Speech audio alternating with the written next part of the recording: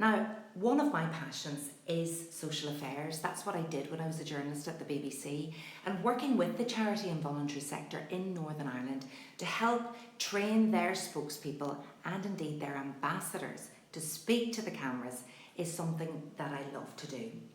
And this week I've been back working with NICVA, which is the Northern Ireland Council for Voluntary Action, and we had a really great session with a group of local charities, empowering them, not scaring the life out of them, and basically pushing them a little to push themselves out of their comfort zones to prepare for those TV interviews.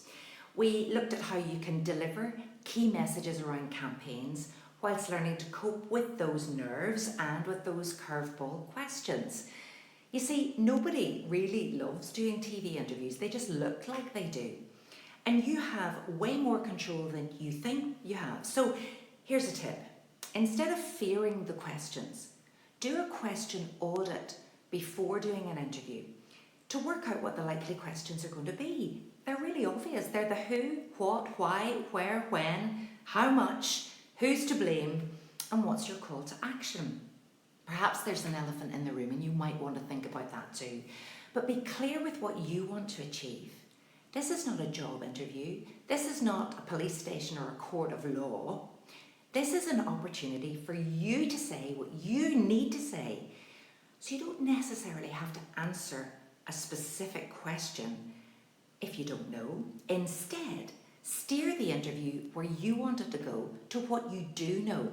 Have a goal, prepare your key message around that goal, and then support them with the emotions, with the stories, with the stats, with the case studies. You know more than the interviewer knows about your work.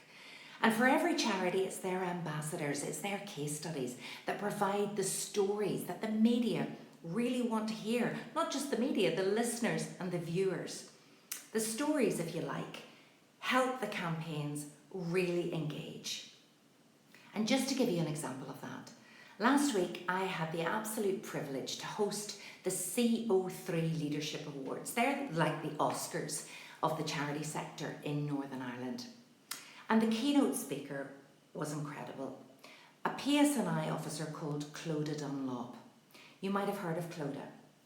At the age of 35, when she was in peak physical fitness, suddenly she suffered a devastating life-changing stroke, resulting in locked-in syndrome, being locked inside her own body. She couldn't speak, she couldn't move, but she could see and hear and feel everything. She says she wanted to die. But incredibly, she slowly recovered. Long after she left hospital and the statutory services ended, it was those charities, Northern Ireland Chest, Heart and Stroke and the Stroke Association, who stepped in on Clodagh's long recovery journey. Now, she has broken free from her locked-in condition. She's back working incredibly as a detective in the police and is celebrating being able to talk again, to have a voice again. She's now a keynote speaker. Unbelievable. And that night when she was speaking, honestly, you could have heard a pin drop. So many people fear public speaking. But for Clodagh, she says losing her ability to communicate was the most terrifying part of her ordeal. And now she realises it is such a gift to have your voice.